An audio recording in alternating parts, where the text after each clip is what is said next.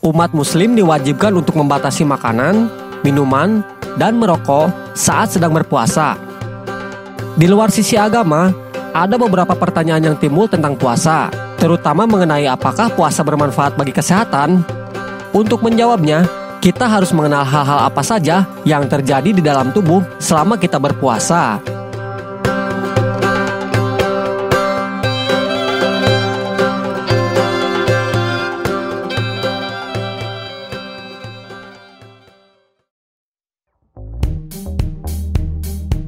Perubahan gaya hidup selama sebulan penuh ini, baik pola makan, tidur, dan aktivitas fisik sehari-hari menyebabkan banyak perubahan di tubuh. Dari mulai perubahan fisiologi atau berhubungan dengan komposisi tubuh dan fungsi organ, hematologi atau berhubungan dengan darah dan cairan, dan biokimia darah atau berhubungan dengan elektrolit tubuh.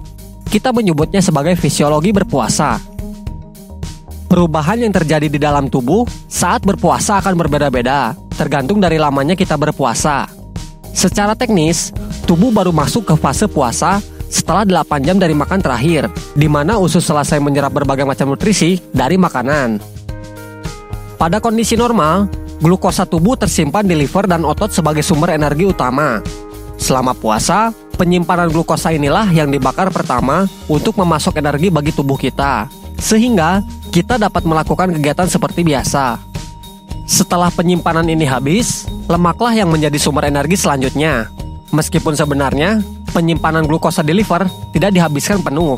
Masih ada sisa sebagai cadangan energi jika dibutuhkan sewaktu-waktu dan melakukan fungsi lainnya di dalam liver. Jika puasa dilakukan berkepanjangan, tubuh terpaksa menggunakan protein sebagai sumber energi.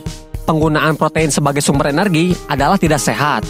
Hal ini dikarenakan protein yang dipecah berasal dari otot, sehingga otot lama-kelamaan menjadi kecil dan lemah.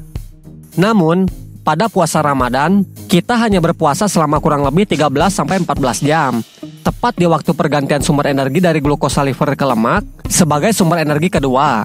Puasa Ramadan tidak menyebabkan pemecahan protein, sehingga komposisi otot kita tidak akan berkurang. Proses detoksifikasi juga terjadi dalam tubuh saat puasa. Berbagai macam toksin atau racun yang tersimpan dalam lemak terpecah dan dapat dikeluarkan dari tubuh. Setelah beberapa hari berpuasa, ada hormon yang meningkat yaitu endorfin. Hormon yang dikenal sebagai hormon kebahagiaan ini menyebabkan perbaikan kewaspadaan, daya kognitif, dan kesehatan mental. Namun, pembatasan asupan cairan bisa menyebabkan tubuh kita kehilangan beberapa elektrolit tubuh. Sebuah penelitian menunjukkan bahwa terdapat penurunan komposisi air dan potasium selama puasa. Namun, pembatasan cairan ini sudah tergantikan oleh fungsi ginjal yang sangat efisien mengatur keseimbangan cairan dan elektrolit, sehingga kita tidak jatuh pada keadaan dehidrasi selama menjalankan ibadah puasa.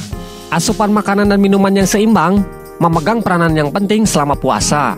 Untuk mencegah pemecahan protein otot, asupan makanan kita sebaiknya terdiri dari makanan sumber energi seperti cukup karbohidrat dan lemak. Asupan dua zat ini tidak boleh kurang atau berlebihan karena akan mempengaruhi proses fisiologi puasa. Begitupun asupan cairan, terutama konsumsi air putih. Konsumsi air yang cukup yaitu 2.500 ml atau per 24 jam atau setara 8 gelas air per hari, membantu ginjal agar tidak bekerja berlebihan. Dengan memahami perubahan tubuh saat puasa, kita mampu dengan bijak memenuhi kebutuhan tubuh kita. Selamat berpuasa sehat.